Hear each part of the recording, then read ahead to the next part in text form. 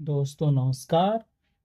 जो इतिहास की हमारी सीरीज चल रही है जिसमें मेरा मेन टारगेट ये बताना है कि आपको किन चीज़ों को रटना है और किन को नहीं रटना है, उसमें आज जो है प्रमुख ऐतिहासिक रचनाएं हैं जो कि आपको रटी होनी चाहिए कि वो रचनाएं कौन सी हैं और किन की हैं।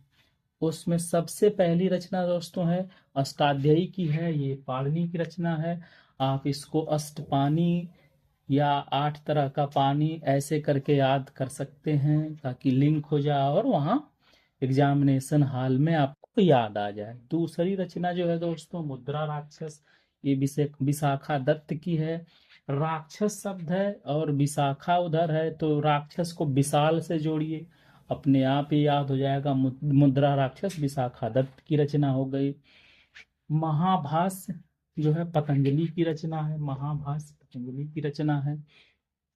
पंत जी को महान मान के चलिए, वो महान आदमी थे भी, तो महाभाष्य पतंजलि की रचना हो गई। महापंत करके याद रखेंगे तो महाभाष्य आएगा, तो पतंजलि की रचना हो जाएगी। दोस्तों अगर वीडियो बार बार आप देखेंगे, इन चीज़ों को बार बार सुनेंगे तो ये रचनाएं याद हो जाएंगी। 2-4 बार सुनने, 2-4-10 बार सुनने के बाद जब याद हो जाएंगी तो आप किसी भी परीक्षा में गलत नहीं करेंगे। अगली रचना है कथा सरित सागर। ये सोमदेव की रचना है।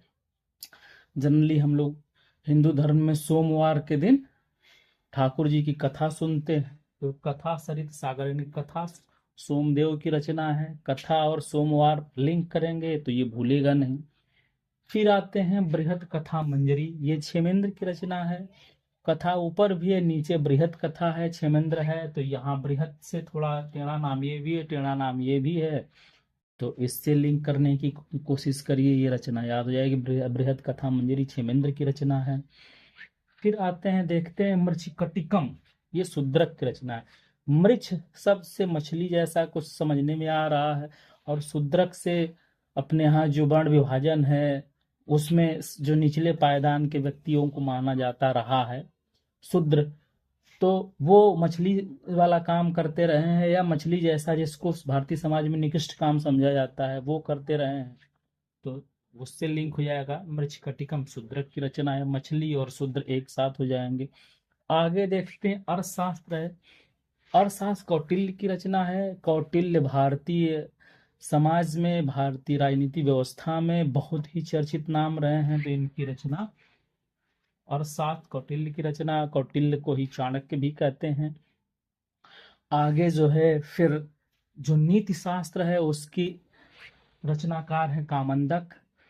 नीति कामंदक, काम की भावना जब ज्यादा जगने लगे तो नीति या नैतिक विचार मन में आने चाहिए, तो उससे नीति शास्त्र सार की रचना जो है कामंदक ने किया है। फिर राज तरंगिणी, इसकी रचना कल्हण ने किया है। ये जम्मू कश्मीर के रहने वाले थे। फिर अगली रचना पृथ्वीराज रासो चंद्रवरदाई की रचना है। पृथ्वीराज रासो भी भारतीय समाज में बहुत प्रसिद्ध रचना है।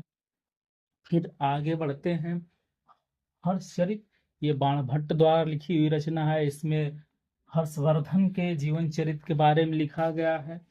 दोस्तों जो अगली 12 से 15 तक की रचनाएं हैं ये कालिदास की रचनाएं हैं। अभिज्ञान शाकुंतलम, मालविकाग्निमित्रम, विक्रमोर्वशी, रघुवंशम। से कालिदास की और सारी रचनाएं हैं, लेकिन जो हमने महत्वपूर्ण समझा उनको यहाँ पे लिखा है। दोस्तों वीडियो बार बार देखिए, बार बार सुनिए, आपको जो है ये रचनाएं रट जाएंगी, और रट जाएंगी तो किसी भी एग्जाम में आपके क्वेश्चन गलत नहीं होंगे। अगली रचना है इंडिका। ये मेगास्थनीज की है। मेगास्थनीज कौन थे? वो यूनान के शासक सिलेउकस निकेटर के राजदूत थे। तो ये आज की जो ऐतिहासिक रचनाएं हैं, खासकर प्राचीन इतिहास को जानने के लिए दोस्तों, इनको आप बार बार सुनकर जो है याद कर सकते हैं, ये रट जाएंगे और किसी भी एग्जाम में गलत नहीं होंगी। वीडियो देखने के लिए आपका धन्यवाद। कृपया इसको लाइक करें, शेयर करें और सब्सक्राइब भी करें।